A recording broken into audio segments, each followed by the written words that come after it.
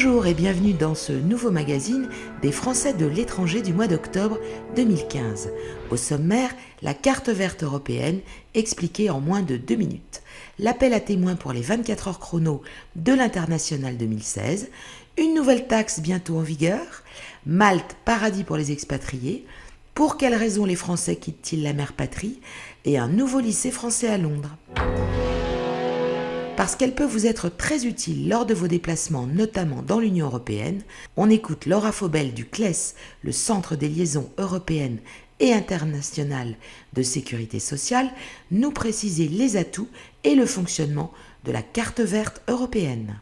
La CEAM, ou Carte européenne d'assurance maladie, est un document qui vous permet de recevoir les soins qui peuvent s'avérer nécessaires lors d'un séjour temporaire en UE, EE ou en Suisse. Donc les 28 États de l'UE, plus l'Islande, le Liechtenstein et la Norvège.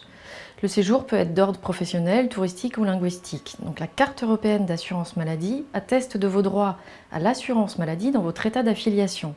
Ces droits sont donc exportables dans un autre État de l'UE. Par exemple, vous vous rendez en vacances en Espagne et vous vous foulez la cheville. Avec la carte européenne d'assurance maladie, vous pouvez directement consulter un médecin sur place sans autre démarche préalable. Vous serez donc soigné et pris en charge dans les mêmes conditions et au même tarif que les assurés du régime espagnol.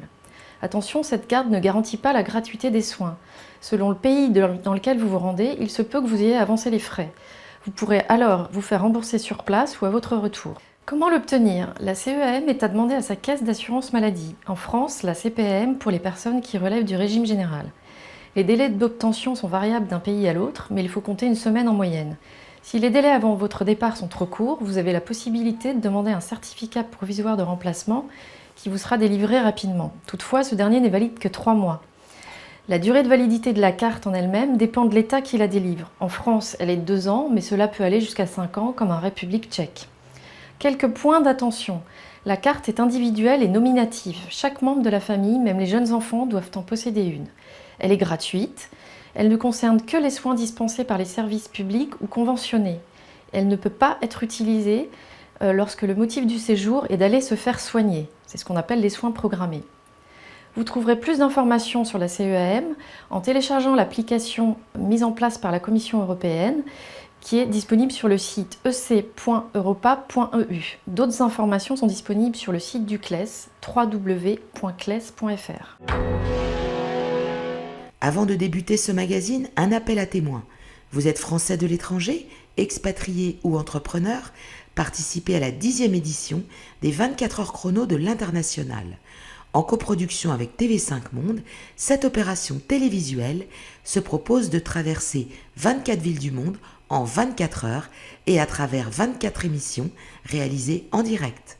Un concept unique qui a pour but de mettre en lumière ceux qui contribuent au rayonnement de la France hors de nos frontières. Si vous résidez dans l'une des 24 villes qui seront traversées les 19 et 20 janvier prochains, n'hésitez pas à revenir vers nous et témoigner de votre expérience. Pour toute information sur le sujet, contactez-nous en nous adressant un email à info@mondissimo.com.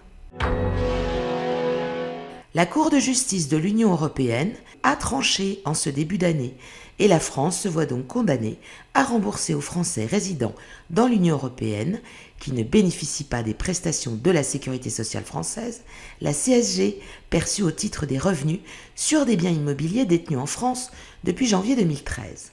Le gouvernement français, refusant l'idée de devoir renoncer à l'avenir à cette manne, a donc contourné l'interdiction et envisage de maintenir cet impôt sous une autre appellation et à d'autres fins.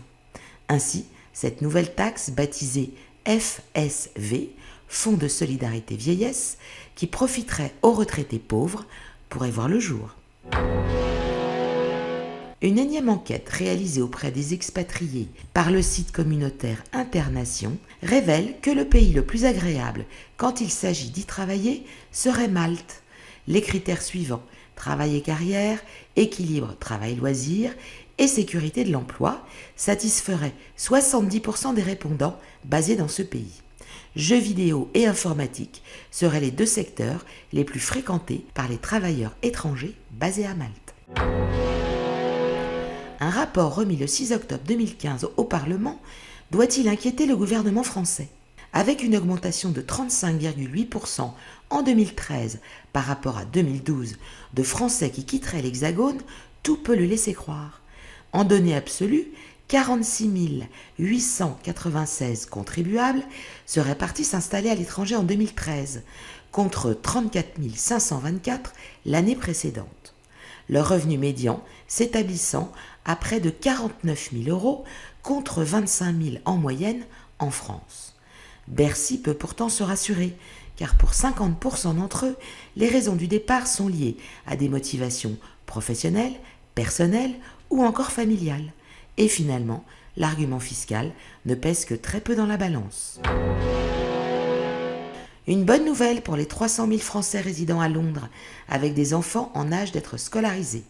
L'ouverture d'un 3e lycée français, financé à hauteur de 12 millions par des entreprises françaises comme LVMH, Total ou encore la BNP, le lycée Winston Churchill a pu en septembre, et ce dans un premier temps, accueillir 475 élèves. Des voix cependant se font entendre, dénonçant un établissement pour riches, car les frais d'inscription seraient d'environ 14 000 euros par an. Merci de nous avoir suivis et rendez-vous le mois prochain.